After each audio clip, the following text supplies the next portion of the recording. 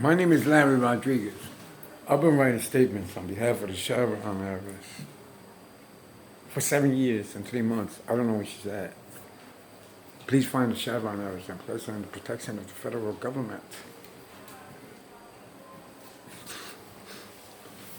Today is November 16th, I believe. Yes. The time was between 9 o'clock and 9:30, and I went to the bathroom.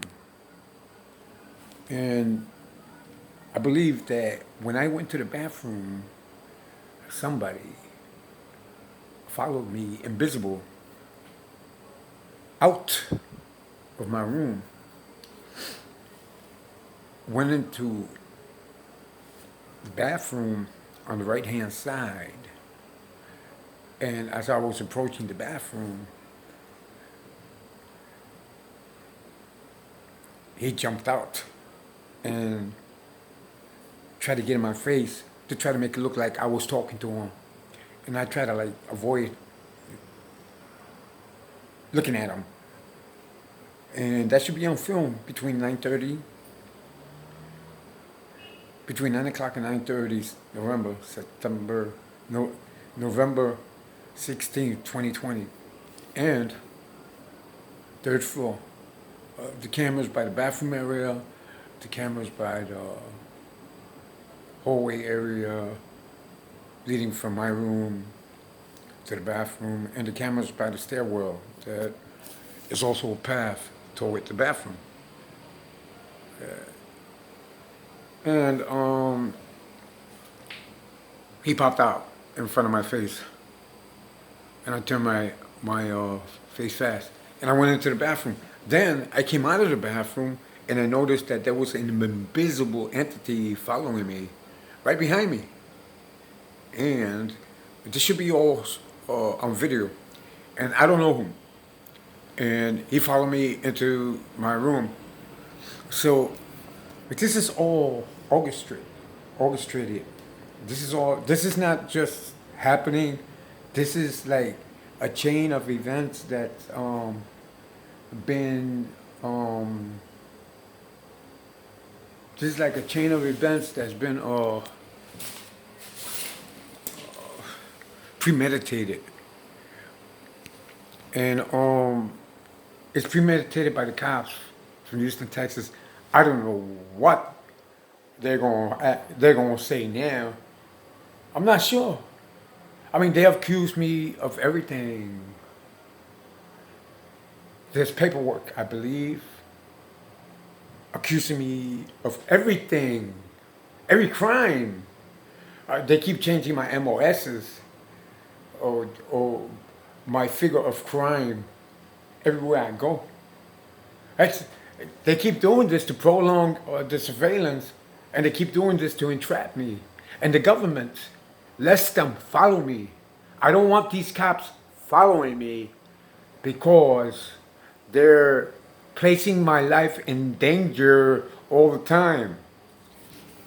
And they're robbing the Chevron heiress estate. I don't know where the Chevron heiress is. I'm not sure where the Chevron heiress is. I'm asking the government to find her and place her in the protection of the federal government because the cops from Houston, Texas were appointed to follow me, I believe, because they're following me everywhere. They followed me to New Orleans, and then I went back to Texas. They followed me to Mexico, and then I went back to Texas. They followed me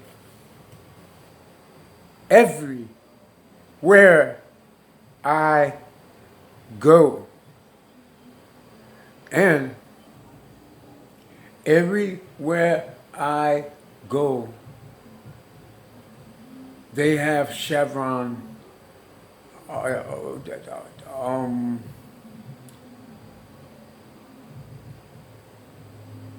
indicated Chevron heiress all around the area. And they're just robbing her and robbing her. But I'm sort of like the conveying implement they use to rob her. That makes me a victim of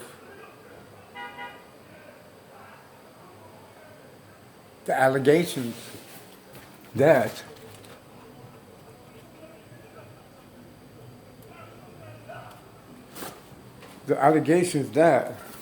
I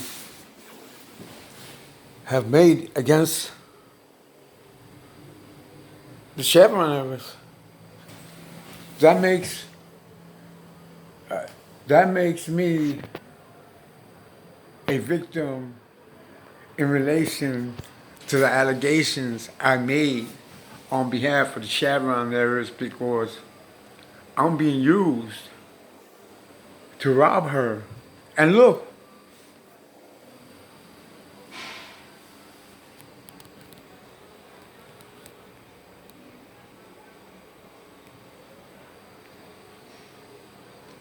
I'm living like a pauper. I'm broke. I'm surviving off a Social Security income of $873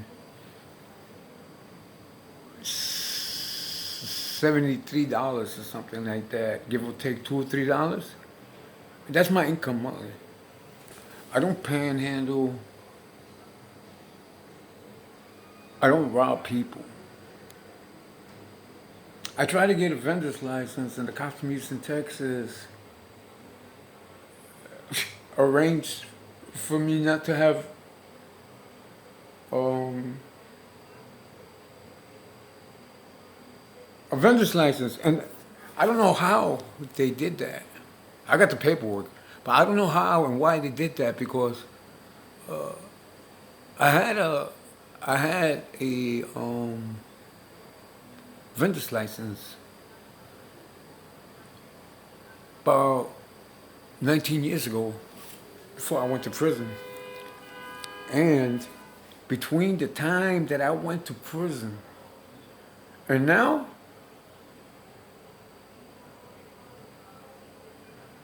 I didn't commit no crimes within a 10-year period. And all I had to report was crimes within a 10-year period that I committed. And there was none. Fare invasion was the only crime I committed within a 10-year period. And the cops from Houston, Texas, they got the people over there at the Consumer Affairs to deny me a vendor's license. There's a great possibility, right, that my tax number is being used with a vendor's license under my name. And that would be arranged by the cops from Houston, Texas. These cops are really angry because they imposed their abnormal, immoral, sexual gender on me, sexual preference on me, which is contrary to my religious beliefs.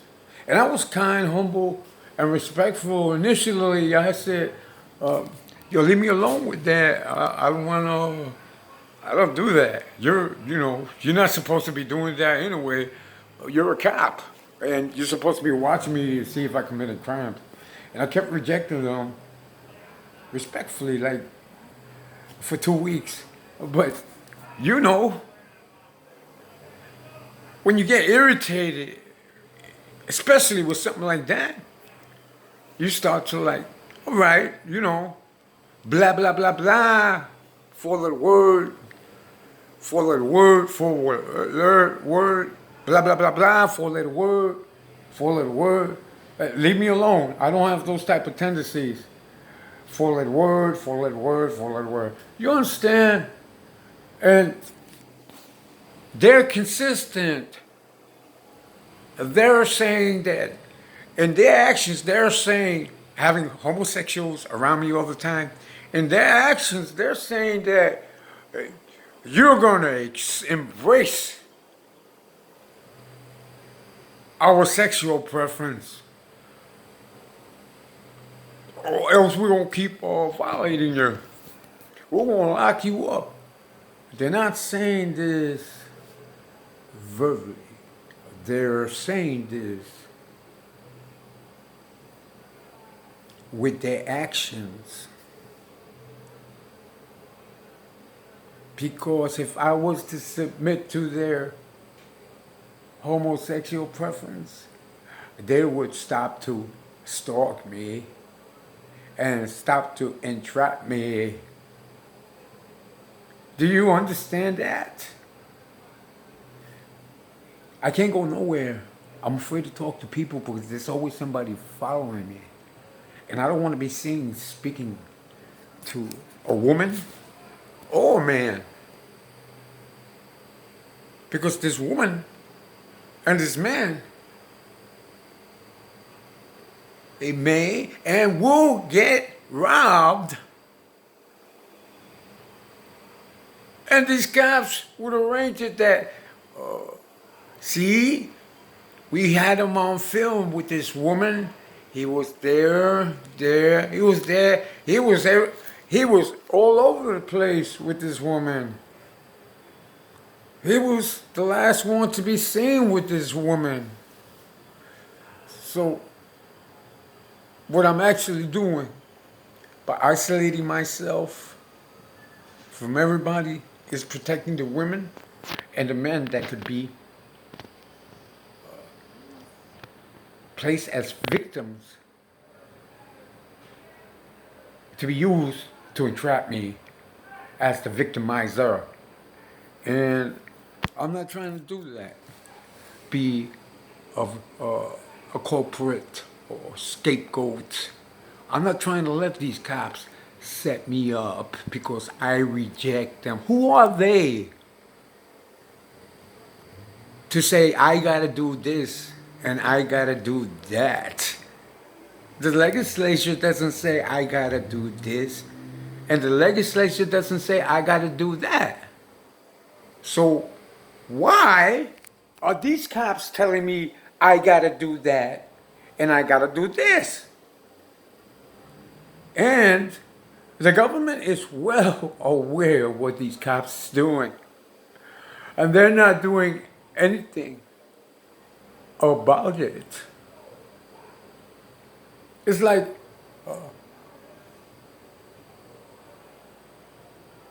hypothetically speaking, it's like I'm Midas and everything I touch turns to gold. And they want me. Because everything I touch turns to gold. And that's the only reason they want me.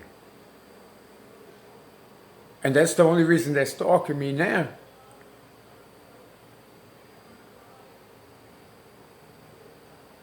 I don't understand these cops.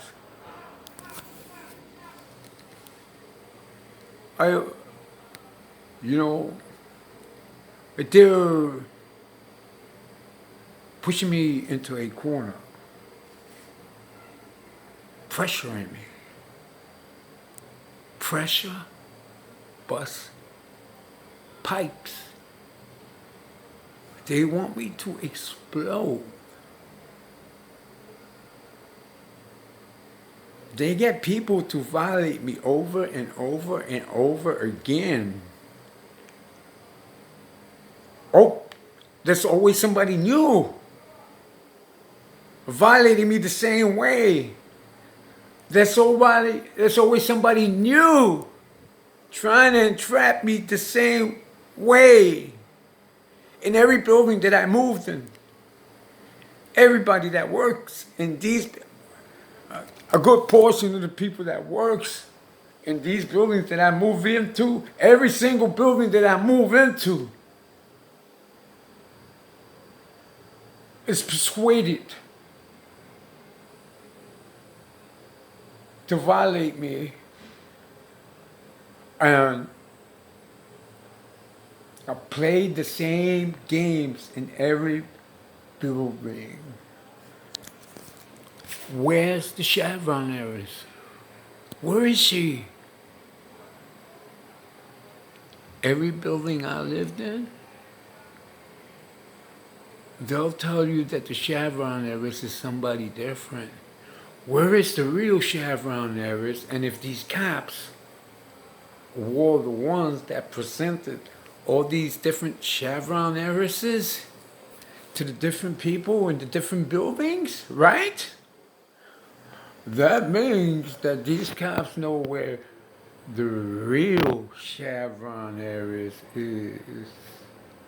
And during the duration of the time that I lived on 96th Street, that woman that was found in a suitcase in Connecticut was a Chevron heiress. Whether she is the real Chevron heiress or just a body double, I won't say she's not the woman I spent 3 nights and 3 days with in a hotel 7 years and 4 months ago. I will say that. I will also say this, that in the duration of the time that I was living on 96th Street and the duration of the time that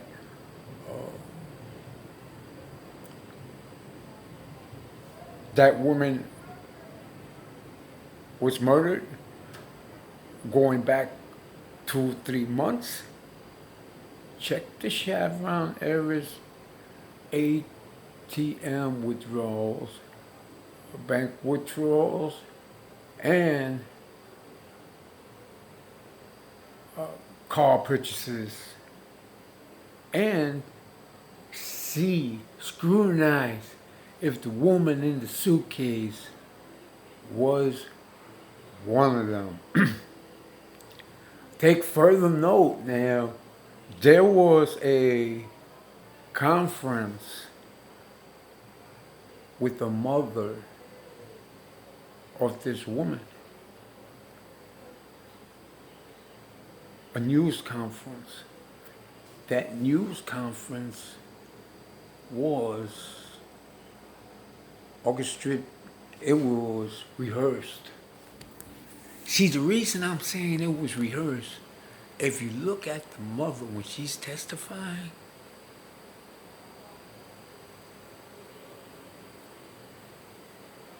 she's looking at something that's making her face line up with an Adam's apple to cover it. What I'm saying is the mother was born a father and not a mother. What I'm saying is that they probably got a gay man, a drag queen, to perpetrate the mother of that woman.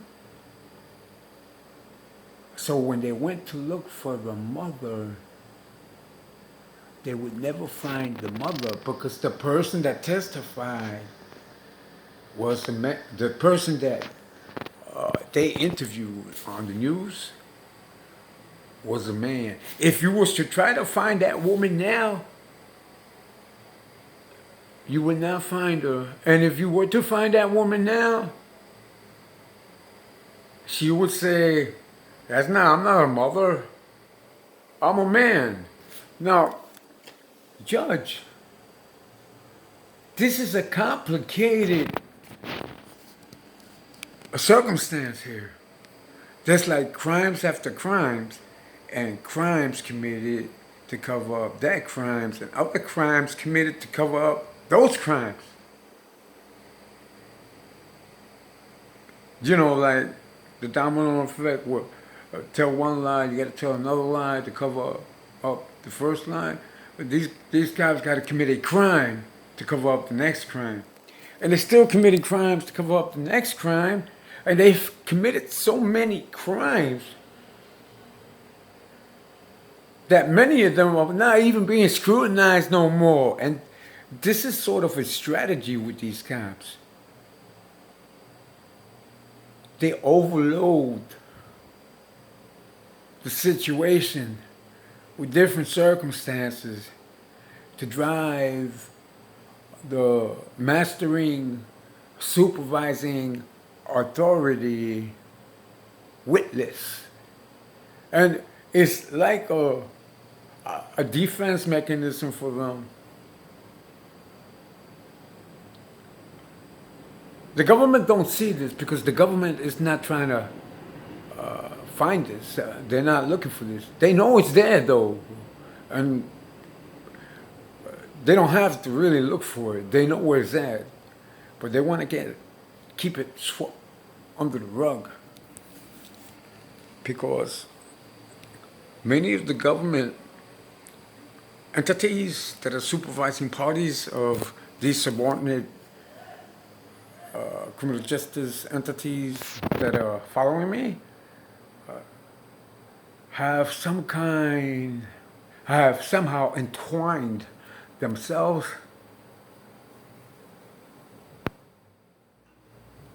with the Chevron era's financial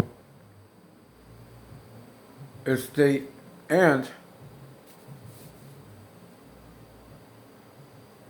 they entwined themselves so deep that the connection with them and the Chevron Eris's financial statement sticks to them like white on rice. Judge, how long must I go on with this? I know what these cops are trying to do. They're trying to get me to explode so I can commit a crime against one of these individuals that oppress me. And I don't want to commit a crime with nobody. I want to live my life in peace. I'm about to get thrown out of this building I live in now because of the cops from Houston, Texas. And they're going to bring me somewhere else, and they're going to do the same thing as somewhere else. They're going to get the staff there to work with them. It's like it's written. I wrote it. I mean, they wrote it, and I exposed it with video cameras in many of the places that I lived in that had video cameras, and they're all the same. It's all the same routine. It's a MOS. Their MOS. I'm not committing crimes. Between 9 o'clock and 9:30 on November 16th, I left my room. I think somebody came out of my room invisible and ran into the bathroom and came out to try to like bump heads so he could look at me and say that I said something to him. He's probably somebody that robbed somebody, and they want to use the picture to say, look, that I was talking to him and told him to go do whatever it was that